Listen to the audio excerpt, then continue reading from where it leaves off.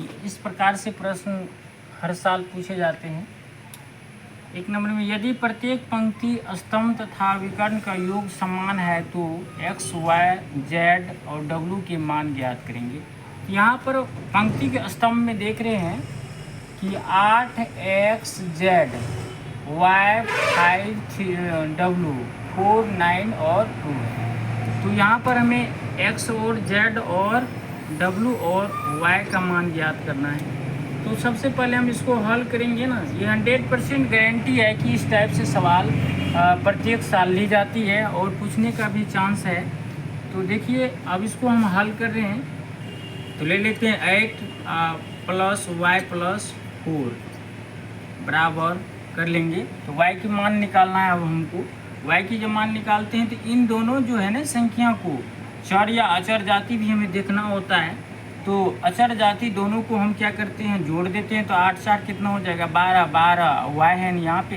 तो उसके बाद कुल योग मिला के देखते हैं कि दोनों को अगर देखा जाए तो यहाँ पर हम अनुमानतः अगर लिखेंगे तो अनुमानतः अगर लिखेंगे तो दोनों बराबर में अगर आता है तो यहाँ पर अगर 2 ले लेते हैं, मान लेते हैं कि यहाँ पर 8 है प्लस उसके बाद 5 और प्लस 2 कर लेते हैं। तो 8 5 कितना हो गया 13, 2 13 14 1 15 हो गया, 15 आ जाता है कुल योग। तो यहाँ पर कुल योग विकर्ण का योग समान है। तो विकर्ण की योग समान अगर आता है तब हमको देखना पड़ेगा।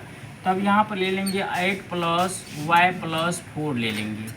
तो उसके बाद यहाँ पर दोनों को अगर जोड़ेंगे तो 8 4 कितना हो जाता है 12 हो जाता है। तो यहाँ पर 15 में से क्या करेंगे 12 को घटा देंगे तो कितना बचेगा आपको, तो 15 में से 12 गया तो बच जाएगा आपको 3 बच जाएगा। उसके बाद y की वैल्यू अगर देखा जाए तो आपको 3 आ रहा है। y की वैल्यू अगर देखेंगे तो 3 आता है।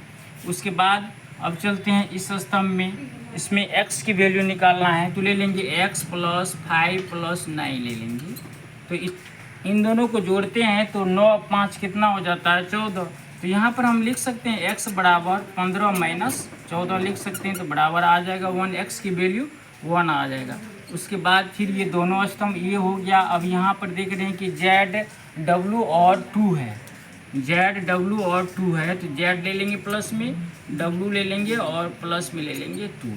तो अब यहाँ पर देखना है कि अब हमको इसमें से देखना पड़ेगा कि कुल योग अगर हम यहाँ पर 15 दे देते हैं, कुल योग मान लेते हैं कि 15 दे दिए, मान लेंगे कि इसमें 15 अगर दे देते हैं तो w का अगर वैल्यू निकालेंगे तो यहाँ पर ले लेंगे 6 प्लस में ले लेंगे 6 प्लस w ले लेंगे। उसके बाद 2 ले लेंगे तो बराबर हो जाएगा 6 2 कितना हो गया 8, 6 2 कितना हो गया 8 हो गया। उसके बाद 15 में से हम 8 को माइनस कर देंगे, कितना बचेगा 7। उसके बाद 8 7 कितना आ गया 15 आ गया।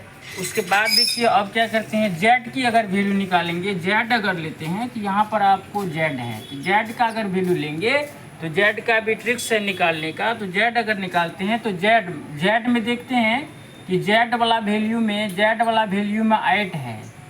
तो अब यहाँ पर 8 अगर घटाते हैं 15 में से तो यहाँ पर 7 बचता है। तो आप 15 में से कितना घटाना पड़ेगा, तो यहाँ पर देख लेंगे कि z बराबर ले लेंगे 15 माइनस ले लेंगे आपको 9 6 कितना आ जाएगा 6 आ जाएगा। तो यहाँ पर हम इस स्तंभ में लिख सकते हैं कि यहाँ पर आपको y बराबर आ गया आपको 3, उसके बाद x बराबर आ जाता है 1, उसके बाद आ गया w बराबर आ जाएगा आपको कितना 7 और z बराबर आ जाता है कितना 6। तो अगर ऑप्शन में दिया हुआ रहता है तो x यहाँ पर x से शुरू है, x y z और w। तो यहाँ पर हम देख सकते हैं कि x पहले लेंगे, y ले लेंगे, z ले लेंगे और w ले लेंगे। इसका मान यहाँ पर हम दर्शा सकते हैं x बराबर 1 और y बराबर आ गया 3, उसके बाद z बराबर आ गया 6, w बराबर आ गया 7। यही आपका आंसर होगा।